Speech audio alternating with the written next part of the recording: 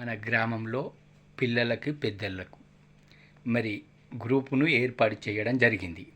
ఆ గ్రూప్ అన్నది ఒక కులానికి కుటుంబానికి సంబంధించింది కాదు. అదేవిధంగా ఆ గ్రూప్ అన్నది మరి మన ఊరు మన బాధ్యత అని పెట్టినాం. మన ఊరు వాళ్ళకు బాధ్యతగా మంచిదాన్ని దాంట్లో స్వీకరించవచ్చు, చెడుదాన్ని ప్రశ్నించవచ్చు. మరి అదేవిధంగా మరి ఎవరు ఎంకరేజ్ చేస్తలేరు, ఎవరు ఏమనుకుంటారు అని మనం అనుకోవద్దు. ఎవరికి కూడా భయపడద్దు మంచి విషయాలకు.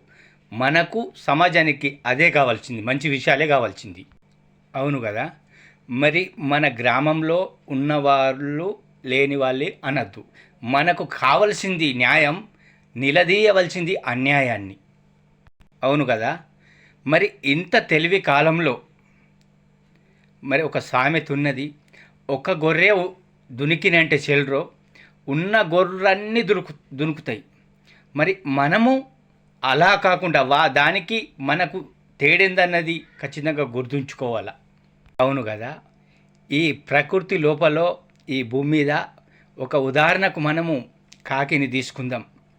ఆ కాకికి ఏదన్నా పొరపాటున కింద పడ్డదంటే ఉన్న కాకులచ్చి కావు కావు కావు అని ఒర్రి మనం అక్కడ వెళ్ళిన వాడి పైన దాడి చేస్తాయి.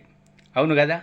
మరి మరి మూగ జీవాలైనటువంటి అవిటికే ఐక్యమతంగా ఒక ఇంగిత జ్ఞానం ఉన్నది.